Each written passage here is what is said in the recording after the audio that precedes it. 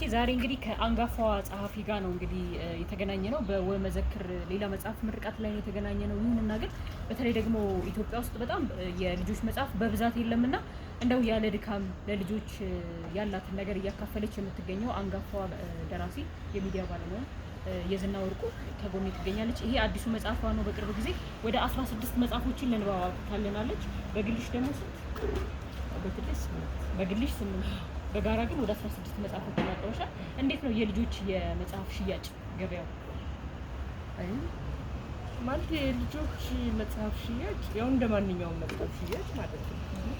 ልጆች ወላጆች ለልጆቻቸው የሚጨነቁትን ያክል ከልብስ ወጪ፣ ከጫማ ወጪ፣ ከጌጣጌጥ ወጪ፣ ከሌላ መዝናኛ ወጪ አንጻር ሲታይ ስለ መጽሐፍ ያላቸው ግንዛቤ በጣም ዝቅተኛ ነው። ወላጆች ስልክ ላይ ነው አብዛኛው ልጆች ጊዜያቸውን እያባከኑ ያሉት። አዎ ስልክ ላይ መዋላቸው ማባከናቸው ወላጆችን ያስጨንቃቸዋል። ምክንያቱም የልጆች አእምሮ እየተጎዳ ነው። ብዙ ልጆች ራሳቸውን እያጠፉ ነው። ከወላጆቻቸው እየተነጠሉ ነው። በአካል በስጋ ነው እንጂ ከወላጆቻቸው ጋር የሚኖሩት በስሜት በመንፈስ የሉም። ሀገራቸውን በአካል በስጋ ነው እንጂ በመንፈስ የሉም። ይህ ሁሉ ነገር ወላጆችን ያሳስባል። ግን ትክክለኛውን መፍትሄ ግን ማወቅም መቀበልም ላይ ግን ወላጆችን ችግር አለባቸው። አሁን እንግዲህ እውቀት በጨዋታ ምንድን ነው የያዘው ሀሳብ? ከርዕሱ ጀምሮ ደስ ይላል። በጣም የሚያምር መጽሐፍ ነው። ያው የሚያጠግብ እንጀራ ከምጣዱ ያስታውቃል እንደሚባለው ርዕሱና ፎቶ በጣም ያምራል። የሚጋብዝ ነገር ነውና ገበያው እንዴት ነው? ምንድን ነው የያዘው ሀሳብ? እንግዲህ የያዘው ሀሳብ ምንድን ነው? ከመጀመሪያውም በሀገራችን ለህፃናት ምንም ሆነ ምን መጽሐፎች አሉ።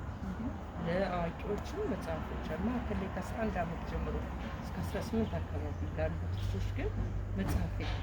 ምክንያቱም አጠቃላይ ግንዛቤ በሀገራችን ህገ መንግስትም ሆነ በዩኒሴፍ ልጆች ተብሎ የሚታሰቡት ከወለዱ ጀምሮ 18 ዓመት ድረስ ያሉት ናቸው ልጆች ነው የሚባሉ። ስለዚህ የልጆች መጽሐፍን በዛ አመለካከት ውስጥ የቀረ ነው። ግን ከእነዚህ ከህግና ከሌሎች መዋቅር እንትኖች ይልቅ ቀመሮች ይልቅ የስነ ልቦና ምሁራን ቀመር ይበልጥ ነበር።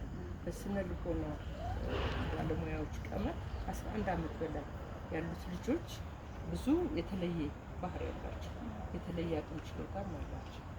እንደ ልጆቹ ስዕል አያስፈልጋቸውም። ራሳቸው ያንን ነገር ማየት ይችላሉ። በአእምሯቸው በምናብ ታሪኮችን ስብስብ ታሪኮችን መረዳት ይችላሉ። ብዙ ለአዳዲስ ነገሮች በጣም በብዙ የተጋለጡ ናቸው። እሱን ማወቅ ይፈልጋሉ። ስለ ራሳቸው ይጨነቃሉ። አካላዊ ለውጥ በብዛት የሚመጣበት እድሜ ነው። እነሱ ሁሉ ስለሚያሳስቧቸው ከልጆች የተለየ ነው። የነሱ የልጆች አይነት ናቸው። ወደ አዋቂዎች ስንወስድ ደግሞ የአዋቂዎች ደግሞ ብዙ ነገሮችን አውቀን ከዛ በኋላ ተጨማሪ ነገር ነው ባነበብነው ቁጥር መላክ። እነሱ ላይ ግን ገና ግንባታ ነው፣ የህይወት ግንባታ ነው እና ይህንን ያገናዘበ መጽሐፍ መኖር አለበት ስለማስብም ቀደም ሲልም ደግሞ በተለያየ ላይብረሪ በቤተ መጽሐፍት ከሰዎች ጋርም በትምህርት ቤትም ደግሞ ስወያይ እንደዚህ ክፍተቶች እንዳሉ ስለተረዳ በ2004 ነው የመጀመሪያው 11 ዓመት በላይ ያሉትን መጽሐፍ መፍቻ በሚል ያሳተምኩት የነበረ። ከዛ በኋላ ደግሞ አሁንም ምንም እንዳልተቀየረ ሰው እንደገና ይችን ደግሞ አደርገው ውስጧ ለልጆች በእንቆቅልሽ በእነሆ ሰላምታ ከሰላምትያ ነው በእነሆ ሰላምታ ከነማብራሪያ ስለቻሉን የእነሆ ሰላምታ እውቀት በጨዋታ በሚስመቀየር አጫጭር ልቦለዶች አሉ፣ ግጥሞች አሉ። እነሱን ህይወታቸውንና የመረዳት አቅማቸውን ግምት ውስጥ ያስገባል። በጣም እናመሰግናለን። መልካም እድል። ያው ጊዜው እንግዲህ የክረምት ጊዜ ነው።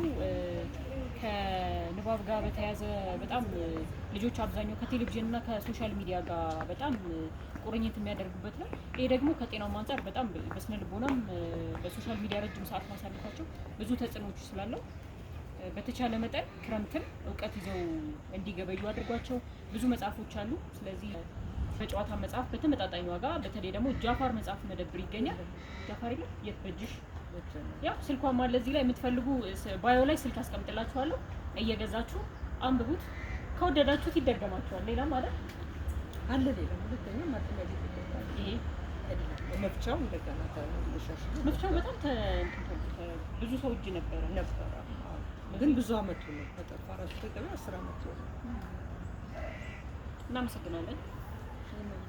ጊዜ እሺ